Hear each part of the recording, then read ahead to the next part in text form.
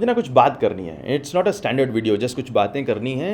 हो सकता है कुछ चीज़ें कुछ लोगों को बुरी लगें और कुछ लोगों को बुरी लगनी चाहिए। चैनल मार्केटर्स के लिए है, नर्सरी के छोटे बच्चों के लिए नहीं है। सो ज़्यादा ग्राफिक एफेक्ट नहीं करना Akshay, just basic cut what लगा देना and just keep it simple. Okay so मैं करीब 3 साल से इस चैनल पर वीडियोज़ अपलोड कर रहा हूँ and I always try to keep it to the point. ये रहा टॉपिक, ये रही प्रॉब्लम, ये उसका सोल्यूशन है एंड डन। सब्सक्राइब लाइक मर्जी आप लोगों की करना चाहें करें, जिसे करना है वो कर लेता है। बट जो गोल है मेरा वो है कि एसईओ के बारे में इन्फॉर्मेशन है वो एज इट इज़ प्रोवाइड करना। काफ़ी लोगों को हेल्प मिली भी होगी आई एम श्योर, बट कुछ मिसकॉन्सेप्शन है ऐसे जिन्हें प्यार से सही से मतलब एक प्रॉपर वीडियो में बोल के मैं दूर नहीं कर पा रहा हूँ।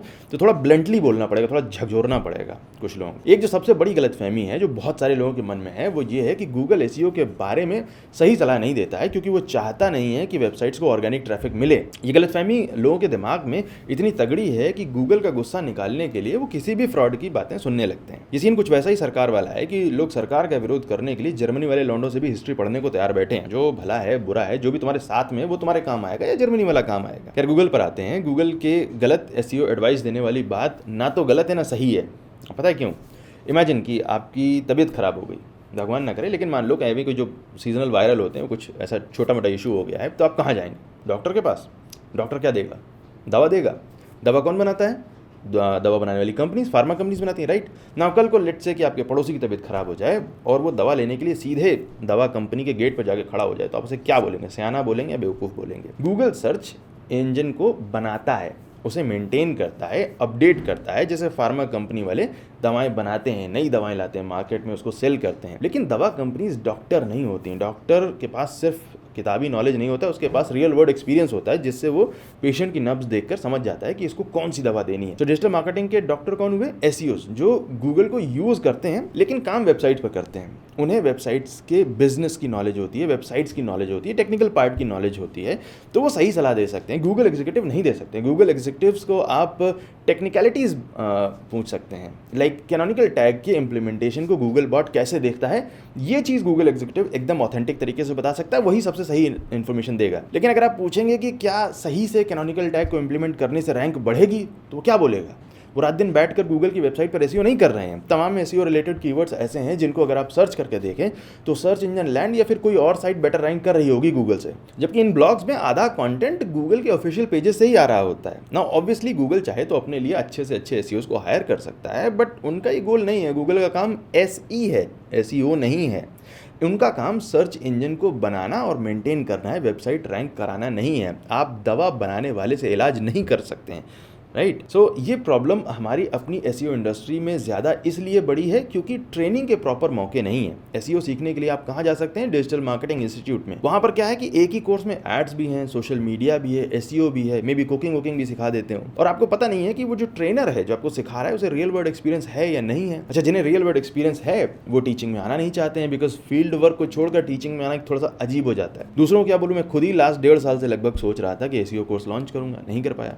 करीब 9-10 महीने पहले लर्न डैश का एक लाइसेंस ले लिया, वर्डप्रेस साइट बनाएंगे, उसमें लर्न डैश इंस्टॉल करके पूरा मॉड्यूल वाली साइट बन जाएगी, कोर्स रन हो जाएगा। लेकिन कोर्स को रनिंग प्रोजेक्ट्स के बीच में चलाना, क्लासेस के लिए टाइम निकालना बहुत इंपॉसिबल होता है। ये अनअकैडमी वाले कोर्स के लिए भी अनअकैडमी वालों ने खुद 3-4 महीने तक पीछा किया होगा, तब जाके सारी चीज़ें फिक्स हो पाई हैं। खैर 3-4 दिन बचे हैं, इनरोलमेंट ओपन, उसके बाद क्लासेस शुरू हो जाएंगी। 26 घंटे के लगभग लेक्चर हैं, और जो मटेरियल मैंने बनाया है उसमें सिर्फ ये नहीं है कि कहाँ वेबसाइट कैसे रैंक करानी है, बल्कि ये भी बताऊंगा कि कैसे हर बार कोर अपडेट के बाद वेबसाइट के ट्रैफिक को डाउन नहीं होने देना है। सिर्फ ये नहीं कि ऐसे साइट मैप बनाना है, बल्कि ये भी सीखेंगे कि कैसे नहीं बनाना है, क्या नहीं रखना है उसमें, अगर कुछ गड़बड़ हो जाए तो कैसे ठीक करना है। सिर्फ वेबसाइट बनाने का तरीका नहीं बताऊंगा, वेबसाइट हैक न हो पाए उसका तरीका भी बताऊंगा।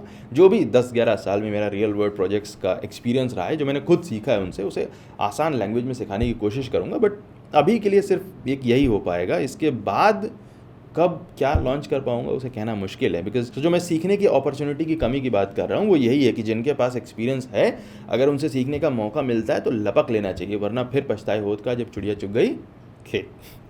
अच्छा कुछ लोगों ने बोला कि कोई ना कोई इन कोर्स के वीडियोस को लीक कर देगा एंड इट्स पॉसिबल, हो जाता है, बट उससे ज़्यादा फायदा नहीं होने वाला, क्योंकि जो डाउट्स और जो क्वेश्चंस आपके मन में हैं, जो आप तुरंत पूछ सकते हैं, जो एक्सपीरियंस में सीख सकते हैं, डाउट क्लियरिंग सेशन है, वो सब निकल जाएंगे रिकॉर्डिंग आने तक।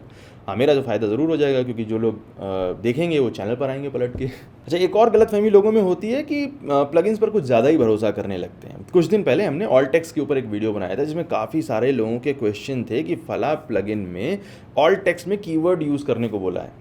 And it's true, this is also true कि इन्हीं प्लगइन्स के फाउंडर, को फाउंडर, स्टाफ, गूगल एग्जीक्यूटिव साथ मिलकर बड़े बड़े सेमिनार्स में ज्ञान की बातें करेंगे। नाउ अब जरा ध्यान से सोचिए, आपकी प्लगइन डेवलपर्स एक प्रोडक्ट डेवलप करते हैं और उनका टारगेट क्या होता है? आपको एसईओ सिखाना नहीं होता, आपकी वेबसाइट का एसईओ करना नहीं होता, एक ऐसे प्लगइन को बनाना जिसे बहुत सारे लोग परचेज करें। यस, यही होता है।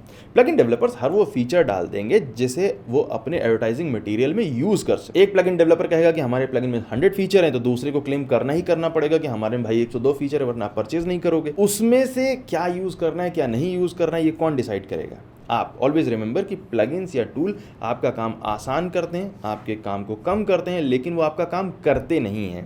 अगर प्लगइन्स इतने ही सही होते तो फिर चेंज करने का ऑप्शन नहीं देना चाहिए था, खुद ही कीवर्ड्स को ऐड कर देते हर जगह। प्लगइन्स में तो डिलीट का बटन भी होता है, लेकिन वो आप बार बार प्रेस नहीं कर सकते हैं। मैं ये नहीं कह रहा हूँ कि यूट्यूब पर मैं या जो कोई और भी कह रहा है वही सही मान लो, हमेशा प्लगइन्स को बिल्कुल यूज़ ही नहीं करना, उनकी बात नहीं माननी, बट प्लगइन्स को अपनी हेल्प करने के लिए यूज़ करना है, उनसे एसईओ नहीं सीखना। जैसे व्हाट्सएप से आप हिस्ट्री नहीं सीख सकते हैं, वैसे ही प्लगइन से एसईओ नहीं सीख सकते। थर्ड चीज़ जिसके बारे में बात करना चाहता हूँ वो है नल्ड, जीपीएल, क्रैक्ड थीम या प्लगइन। इन्हें अगर आप अपनी वेबसाइट में यूज़ कर रहे हैं या करना चाहते हैं तो गारंटीड है कि आपकी वेबसाइट प्रॉब्लम में आएगी ही आएगी, चाहे वो आज आए या कुछ महीनों के बाद आए।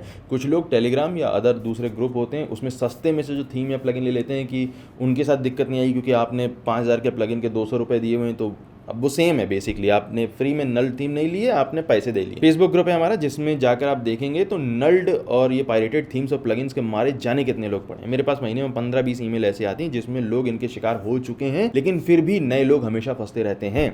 फ्री थीम्स और फ्री प्लगइन्स भी इनफ होते हैं। फ्री थीम्स या फ्री प्लगइन्स को यूज़ करने का फ़ायदा ये होता है कि आप जुगाड़ से चीज़ों को करना सीख जाते हैं। मुश्किल हालात इंसान को होशियार बनाती है, बट अगर आप इन नल्ड और जीपीएल के चक्कर में पड़ते रहेंगे तो दिक्कत में फंसेंगे ही फंसेंगे। और इन तीनों चीज़ों में इंसान तब फंसता है जब बेसिक कमज़ोर होता है।